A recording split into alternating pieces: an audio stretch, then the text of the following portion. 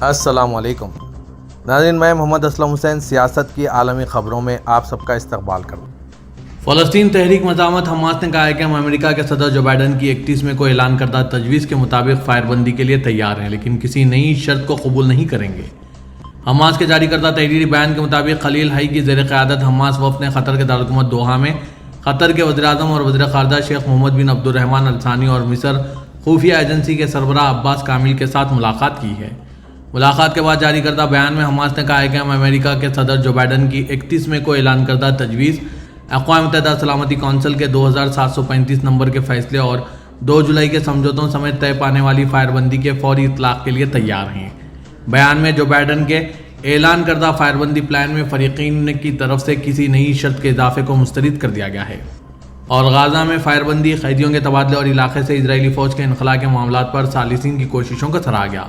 واضح کہ امریکہ کے صدر جو بائیڈن نے 31 کو اسرائیل کی طرف سے 3 مراحل پر مبنی نئی فائر بندی تجویز پیش کیے جانے کا اعلان کیا تھا۔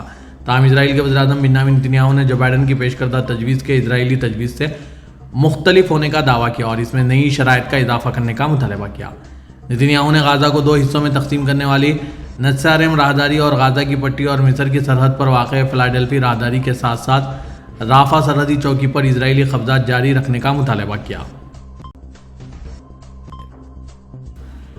اسرائیل نے غازہ کی پٹی کے شمال میں جبالیہ مہاجر کیمپ اور غازہ شہر کے جنوب میں زیتون محلے پر حملے کر کے 5 فلسطینیوں کو قتل اور 20 کو زخمی کر دیا ہے۔ فلسطین کی سرکاری خبرساں ANC وافا کے مطابق اسرائیلی فوج نے جبالیہ کیمپ کے علاقے الفقرہ میں ایک مکان پر حملہ کر کے 3 افراد کو قتل کیا ہے۔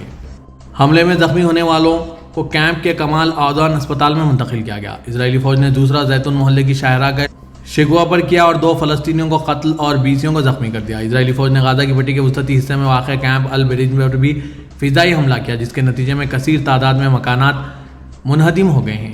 النصیرات مہاجر کیمپ میں ایک مکان کو جنگی طیارے سے اور صبرا محلے کے مکانات کو توپ فائرنگ سے نشانہ بنایا گیا۔ دوسری طرف اسرائیلی فوج نے دوبارہ غازہ کے ایک اسکول کو بھی نشانہ بنایا۔ حملے میں بچوں اور اقوام متحدہ کے اہلکاروں سمیت 18 افراد ہلاک ہو گئے۔ قابض اسرائیلی فوج نے دریا اردن کے مغربی کنارے میں ایک گاڑی پر فضائی حملہ کر کے 3 فلسطینیوں کو قتل کیا اور تل کریم مہاجر کیمپ میں فلسطین ہلال احمر کے 5 اہلکاروں کو حراست میں لے لیا۔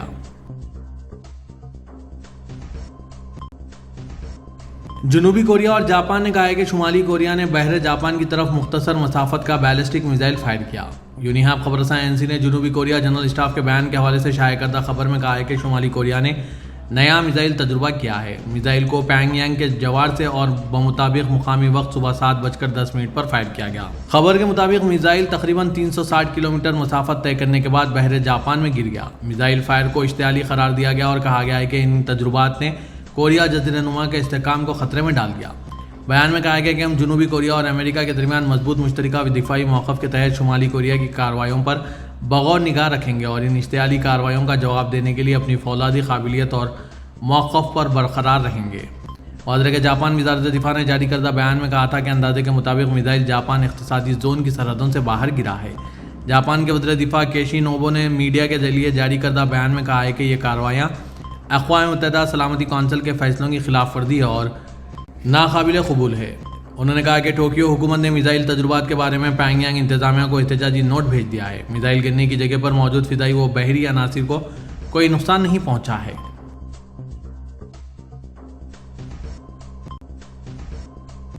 سعودی وزارت خارجہ نے غازہ میں اسکول پر حملہ کرنے کی شدید مذمت کی ہے۔ سعودی پریس ایجنسی کے مطابق ان اسکول میں پناہ گزین مقیم تھے، جبکہ حملے کے باعث عام شہریوں کے علاوہ اقوام متحدہ کی relief and works agency UNRWA کے ارکان بھی ہلاک ہوئے ہیں۔ وزارت خارجہ نے کہا کہ سعودی عرب مکمل جنگ بندی اور بے گناہ عام شہریوں کو تحفظ فراہم کرنے کے مطالبے کا اعادہ کرتا ہے۔ سعودی عرب نے غازہ میں عالمی قوانین کی پامالی اور انسانی ہلاکت کو روکنے کے لیے عالمی برادری سے کردار ادا کرنے کا مطالبہ کیا۔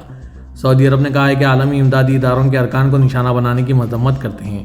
عالمی برادری کو اپنی ذمہ داری کا احساس کراتے ہوئے احتساب اور عالمی قوانین کی پامالی پر روک لگانا چاہیے۔ سعودی ولی عہد محمد بن سلمان نے ریاض کے دیوان الملکی میں چینی وزیر اعظم لی کیانگ کا خیر مقدم کیا۔ سرکاری خبرساں NCSPA کے مطابق چینی وزیر اعظم کے اعزاز میں سرکاری تقریب کا انعقاد عمل میں لایا گیا، جہاں سعودی شاہی اور چین کا قومی ترانہ بجایا گیا۔ بعد ازاں سعودی ولی عہد اور چینی وزیر اعظم نے باضابطہ بات چیت کی۔ شہزادہ محمد بن سلمان نے چینی وزیر اعظم اوران کے وفد کو مملکت میں خوش آمدید کہا اور ان کے خوشگوار قیام کے لیے نیک خواہشات کا اظہار کیا۔ چینی وزیراعظم نے مہمان نوازی اور پرتپاک استقبال پر ان کا شکریہ ادا کیا۔ ملاقات میں دونوں ملکوں کے درمیان مشترکہ تعاون کے پہلوؤں کو خاص طور پر سیاسی اور سیکورٹی پہلوؤں، تجارتی مواقع، توانائی، سرمایہ کاری، ثقافت اور ٹیکنالوجی کے علاوہ خطے اور بین الاقوامی صورتحال اور اس حوالے سے دونوں ملکوں کی کوششوں پر تبادلہ خیال کیا گیا۔ دونوں رہنماؤں نے سعودی چینی اعلیٰ سطحی کی کمیٹی کے 4تھے اجلاس کے معاہدوں پر دستخط کیے۔ سعودی وزیر داخلہ شہزادہ عبدالعزیز بن سعود بن نایف نے قطری وزیر داخلہ شیخ خلیفہ بن حمد بن خلیفہ ال ثانی سے ملاقات کی۔ سعودی پریسیڈنسی کے مطابق دوحہ میں منعقد ہونے والی ملاقات میں دونوں وزراء نے سعودی عرب اور قطر کے درمیان سیکورٹی کے متعلق معاہدے پر دستخط کیے۔ معاہدے میں دونوں ملکوں نے سیکورٹی معلومات کے علاوہ علمی اور تحقیقی مواد کے تبادلے اور مشترکہ مشقوں پر اتفاق کیا۔ دونوں وزراء نے سیکورٹی کے شعبے میں تعاون کو فروغ دینے پر بھی اتفاق کیا۔ وزیر کے خادم حرمین شریفین شاہ سلمان بن عبدالعزیز اور ولی عہد شہزادہ محمد بن سلمان کی ہدایت پر وزیر داخلہ شہزادہ عبدالعزیز بن سعود بن نایف خطے کے مختلف ممالک کے دورے پر ہیں۔ ملاقات کے دوران قطر میں سعودی سفیر منصور بن خالد بن فرحان، وزیر داخلہ کے معاون ڈاکٹر حسان فالح اور وزارت داخلہ کے سیکریٹری محمد بن مہنا اور دیگر بھی موجود تھے۔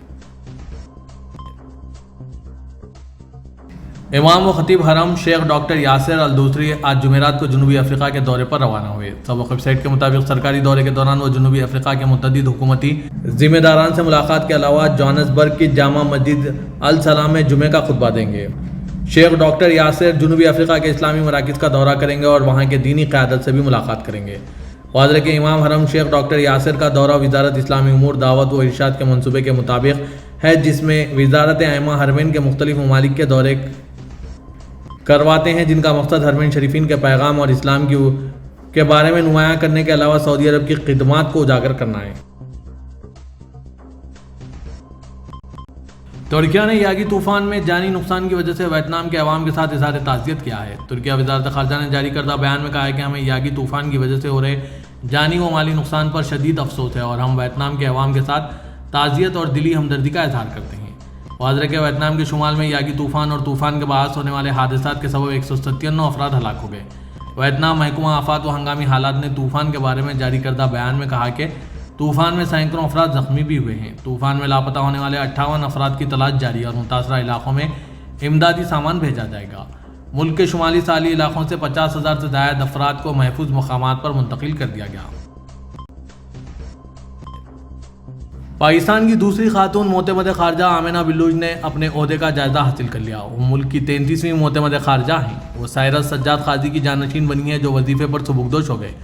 دفتر خارجہ نے ایک بیان میں یہ بات بتائی۔ پاکستان فارن سروس گریڈ 22 کی عہدیدار آمنہ بلوچ کو گزشتہ ہفتے معتمد خارجہ مقرر کیا گیا تھا۔ وہ تہمینہ جنجوئے کے بعد دوسری خاتون معتمد خارجہ بنی ہیں۔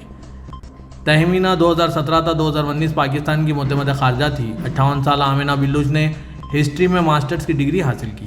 وہ 1991 میں فارن سروس میں بھرتی ہوئی تھی۔ وہ اسلام آباد اور بیرونی ممالک میں کئی اہم عہدوں پر فائز رہ چکی ہے۔ اسلام آباد ہائی کورٹ نے بانی چیئرمین تحریک انصاف عمران خان کے فوجی عدالتوں میں ٹرائل ہونے یا نہ ہونے سے متعلق وضاحت طلب کی ہے۔ آج جمعرات کو اسلام آباد ہائی کورٹ کے جج میاں گل حسن اورنگزیب نے عمران خان کے ممکنہ ملٹری ٹرائل کے خلاف پی ٹی آئی کی جانب سے دائر درخواست کی سماعت کے دوران ایڈیشنل اٹارنی جنرل سے پوچھا، بتائیے کیا عمران خان کے ملٹری ٹرائل کا معاملہ زیر غور ہے؟ جج میاں گل حسن اورنگزیب نے کہا کہ اگر ایسا کچھ نہ ہوا تو یہ درخواست غیر مؤثر ہو جائے گی، بصورت دیگر ہم کیس سن کر فیصلہ کریں گے۔ سماعت کے دوران جسٹس میاں گل حسن اورنگزیب نے ریمارکس کیے کہ وزراء کی طرف سے بانی پی ٹی آئی کے ملٹری ٹرائل کی دھمکی دی گئی ہے۔ بانی پی ٹی آئی ایک سویلین ہے۔ سویلین کا ملٹری ٹرائل درخواست گزار اور عدالت کے لیے باعث فکر ہے۔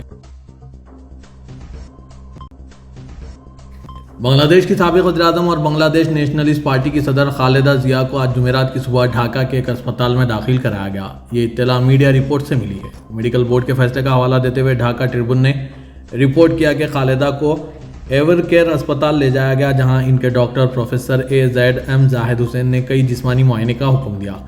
BNP میڈیا سیل کے کبیر خان نے بتایا کہ محترمہ ضیاء اپنے گلشن گھر سے تقریباً 1:30 بجے اسپتال پہنچی۔ رپورٹس کے مطابق اس سے قبل 21 اگست کو محترمہ ضیاء 45 دن کے علاج کے بعد اسپتال سے گھر واپس آئی تھی۔ میڈیا رپورٹس کے مطابق 23 جون کو ماہر سرجنز کی ٹیم نے ان کے سینے میں پیس میکر نصب کیا۔ قابل ذکر ہے کہ محترمہ ضیاء طویل عرصے سے لیور سروسز، آرتھرائٹس، ذیابیطس، گردے، پھیپھڑوں، دل اور آنکھوں کے مسائل میں مبتلا ہیں۔